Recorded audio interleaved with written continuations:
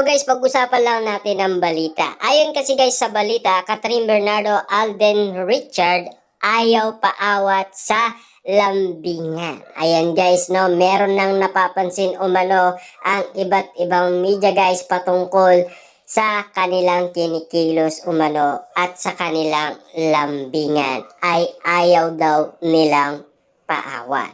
Siyempre guys, dapat din nating malaman kung ano ang masasabi ng balita patungkol umano sa kanilang sinasabi kung bakit ayaw paawat nina Alden Richard at Catherine Bernardo. Ang sabi nga naman dito guys ng balita, ayaw paawat sa pagpapasabog ng tamis sa isa't isa sina Catherine Bernardo at Alden Richard mula sa shooting na ginagawa nilang movie sa Canada na pinagmamagatang Hello, Love Again. Nakuhanan ng stolen shoot ang dalawa na lumabas sa post ni MB Catden 026 sa kanyang Instagram ang isa pang resibo na pagiging close nila sa isa't isa ng Catden. Ang sabi nga dito guys, lalo na talagang nakaroon ng pagkakataon si Alden Richard na magkaroon sila ng oras ni Catherine Bernardo. Ayon sa resibo ng isa nating netizens na nag-post umano sa kanyang Instagram account. Base guys, alam din natin dahil kumakalat yan sa iba't ibang social media platform. Ang dami nga naman guys nagkaroon ng pagkakataon sina Alden Richard at Catherine Bernardo na magsama at magbanding. At lalong-lalo na guys, siyempre yung araw na naman kasi guys nag-date sila, yun mismo guys na nakita sila ni Catherine Bernardo at Maja Salvador. At sabi pa dito guys ay kuha ang larawan ng isang gasoline station kung saan nakaawak si Alden sa braso ni Catherine na nakatalikod sa kaparehang nakadikit ang katawan ng dalawa sa isa't isa na parang may tinatanaw o para sa isang photo OP. Nakasandal ang katawan ni Catherine sa katawan ni Alden na isa sa dahilan ng pangingisay sa kilid ng mga solid sa kanilang team up.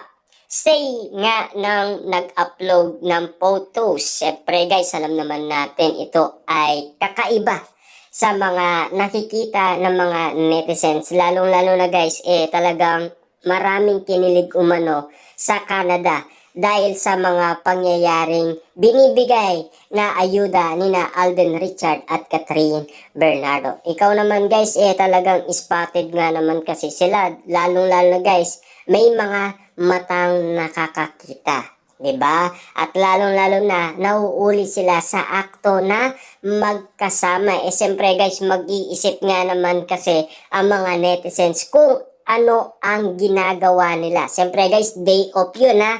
Wala silang trabaho nung araw na yon. Hindi mag-iisip guys ang mga fans, 'di ba? Lalong-lalo na guys, siyempre, meron daw silang pinag-usapan bago nga naman sila umalis papuntang Canada. Nauna man guys si Catherine Bernardo at sumunod si Alden Richard. Pero nung dumating na kasi guys si Alden Richard sa Canada, na animo guys, paggising pa lang ni Catherine Bernardo ay kinikilig na siya sa pagdating ni Alden Richard sa Canada. Kakaiba kasi guys ang mga nangyayari. At lalong-lalo na guys, meron pa siyang suot na ice glasses na ugis puso nga naman kasi guys. At siyempre, nag-trending nga naman kasi guys ang photos na yun. Dahil kinikilig daw si Catherine Bernardo abang paparating si Alden Richard sa Canada.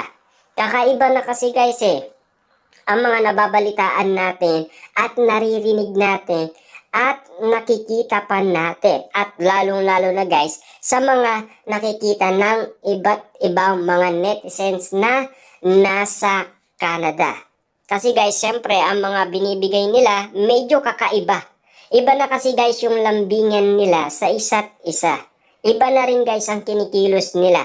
Lalong-lalo na guys si MJ Felipe, ayaw maniwala. Hindi daw gawain yan guys na magkaibigan. Kita nyo naman guys, ano ang nangyari umano guys sa birthday ni Catherine Bernardo na umawit itong si Alden Richard na bakit ngayon ka lang dumating. Ano ang ibig sabihin ng awitin na yon guys? Ibig sabihin, ngayon pa lang dumating si Catherine Bernardo sa buhay ni Alden Richard. Parang merong ibig sabihin yun guys ha. Lalong-lalo na naririnig yun guys ni Jericho Rosales. Nandoon din sila, di ba? Napakadami celebrity yun guys ha. Ang sabi pa dito guys ng balita, katawan ni Alden na isa sa dahilan ng pangingisay sa kilig ng mga solid fans. Siyempre guys, sinasabi nga dito, pag puso naman ni Yante sa eksena ng dalawa ay like Alden hugging Kat from behind. Ayan, gulat naman reaction ni Binis. Ang sabi niya guys, grabe naman daw ang kanilang yakap. Diba? Naniniwala raw si Jam na Alden yakap ira. Ayan ang mga nangyari guys. Kung bakit nga naman kasi ang dami nga naman nag-react umano sa viral photo na ipinost dahil uling nga naman kasi guys sa akto sina Alden Richard at Catherine Bernardo na meron na kasi guys kakaibang eksenang nangyayari sa Canada dahil sa pag-uwi nga naman nila guys, iba na ang resulta, iba na ang nakikita natin. Medyo may posibilidad na guys na merong nangyari sa Canada kung bakit nga naman close na close sila sa isa't isa. Hindi naman sasagot guys si Alden Richard na 100% kung walang ibig sabihin ang 100% na yun. Diba?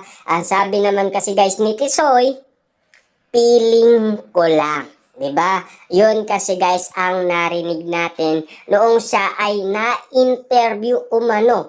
Dahil siyempre guys katakataka kasi ang mga nangyayari sa mga nakikita ng mga tao. Bakit nga naman kasi guys napakalambing nila sa isa't isa at kung magyakap sila napakatinding yakap kasi guys at napakaigpit kasi kaya nagtataka na ang maraming netizens kung bakit ganun sila kasweet sa isa't isa at kung bakit nga naman guys para may nararamdaman sila sa isa't isa.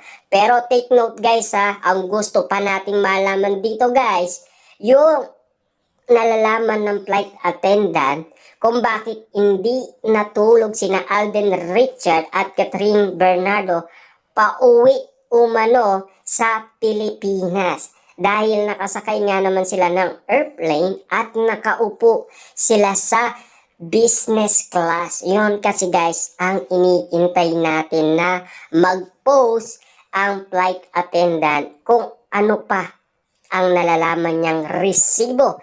Dahil yan guys ay inaanap kasi ng mga Katden fans at siyempre kung saan daw pwedeng mahanap yung flight attendant.